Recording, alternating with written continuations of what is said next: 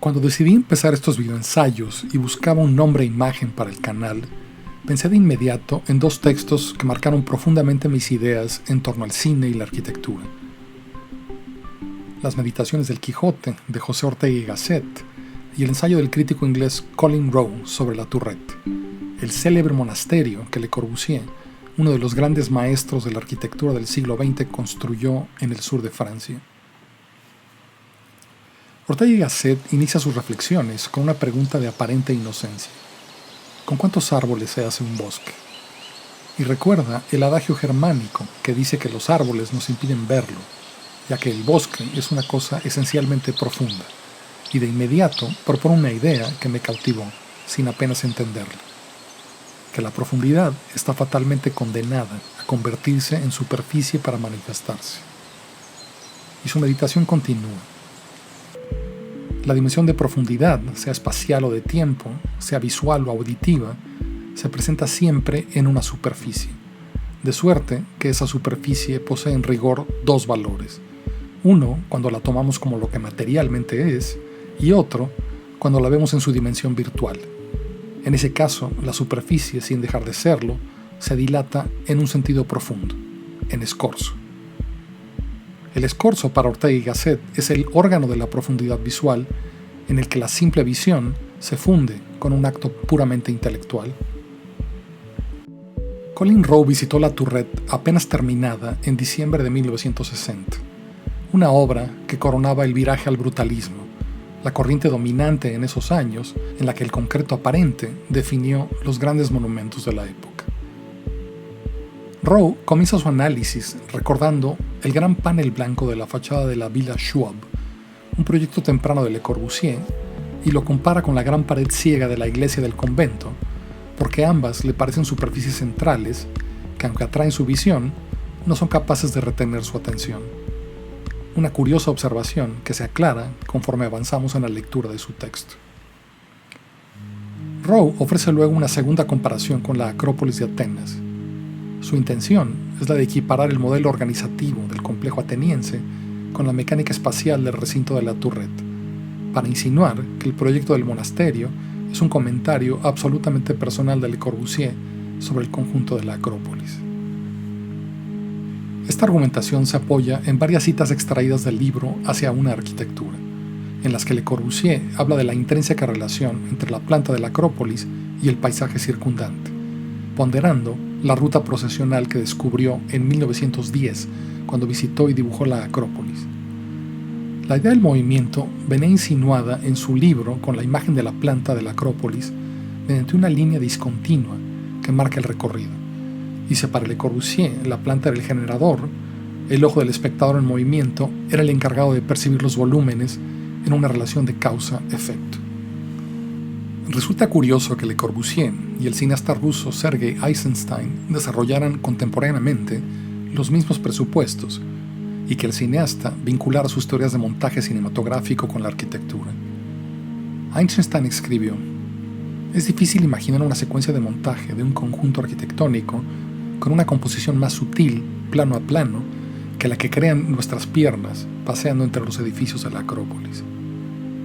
Solo la cámara cinematográfica ha resuelto el problema de representar la multidimensionalidad visual en una superficie plana, pero su antecesor ineludible es la arquitectura. Los griegos nos han dejado los ejemplos más perfectos de diseño, cambio y duración de plano.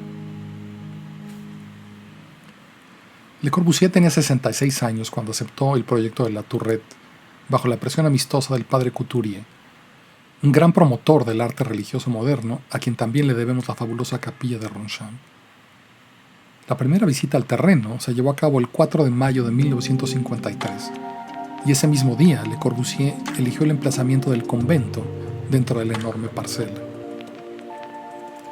Un emplazamiento con una abrupta pendiente y un declive transversal que no reúne en absoluto las condiciones para justificar el desplante de un convento tradicional, más bien lo contrario, porque en este caso el emplazamiento representa todo y nada a la vez.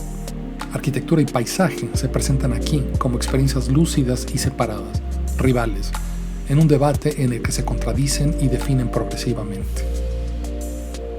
La solución de Le Corbusier, un cuadrilátero horadado por un patio inaccesible, con la iglesia al norte, las celdas monacales en 2 galerías al este, sur y oeste, situadas directamente debajo de la techumbre plana, con la biblioteca, aulas, oratorio y acceso principal en el siguiente nivel, y abajo el refectorio, la sala capitular y la biblioteca.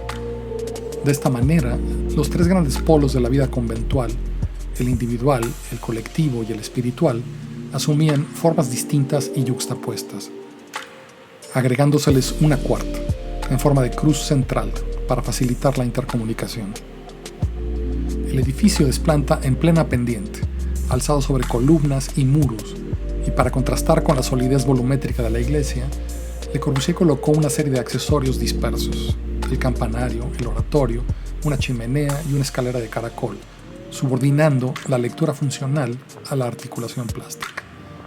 Un montaje escenográfico que amplifica los efectos de la composición y que explota la fuerza de los elementos estructurales y los efectos de abstracción pura, como la luz, las sombras, la transparencia y los destellos, proponiendo a los monjes dominicos de la Tourette un paseo arquitectónico que cambia constantemente a lo largo del día, en lugar del deambular en torno a un patio abierto como en los monasterios tradicionales. Estéticamente, el material empleado es el rudo concreto, disponible en la periferia de la ciudad de Lyon, y la riqueza de las formas que asume es sorprendente. Cañones de luz cónicos que iluminan la cripta, tragaluces pentagonales que iluminan la sacristía, un tetraedro asimétrico que corona el oratorio, prismas de concreto que interrumpen las ventanas longitudinales, flores de concreto que rematan los pasillos, y sobre todo los llamados paneles ondulatorios, diseñados por el músico Yannis Xenakis para tamizar la luz que entra al refectorio. Y ahora sí podemos retomar la curiosa observación de Rowe sobre el muro ciego de la iglesia y apreciar las motivaciones de Le Corbusier para introducir en ese plano frontal una profundidad que en realidad no existe, usando una línea tan poco desviada de la horizontal que nuestra vista tiende a corregirla. O dicho de otra manera, nuestros ojos están naturalmente inclinados a leerla, no como la diagonal que físicamente es, sino como el elemento de recesión perspectiva que parece ser. Un falso ángulo recto que invita a una lectura a mayor profundidad, y que en colaboración con el talud del terreno, refuerza la ilusión intermitente de que el edificio gira. Visité la Tourette en mayo de 1992. Pasé ahí un fin de semana inolvidable, ocupando una de las angostísimas celdas monacales de 1.83 metros de ancho y persiguiendo con mis dibujos y fotografías el espectáculo permanente de la naturaleza que Le Corbusier capturó y enmarcó en este magistral proyecto. Y las sensaciones contradictorias de tensión y compresión, de abertura y densidad, de torsión y estabilidad que ahí experimenté, perviven después de más de 28 años. Una experiencia intensa, imposible de olvidar.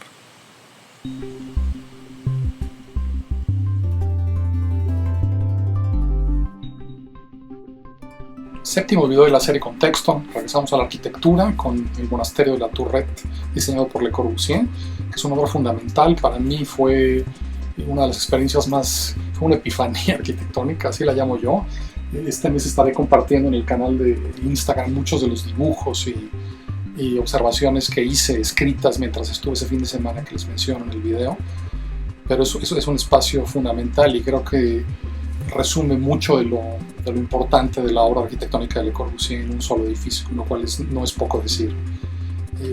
También les voy a dejar en la caja la bibliografía que menciono, las meditaciones del Quijote de Ortega y Gasset y los ensayos de Colin Rowe, uno de mis críticos favoritos, lo considero fundamental para entender el modernismo arquitectónico en el siglo XX. Está publicado, esta edición es de MIT Press en inglés, pero en español lo encuentran en Gustavo Gil, entonces búsquenlo, es una voz muy importante. Si les gustó, como siempre, compartan, denle like al video y nos vemos pronto en el siguiente contexto.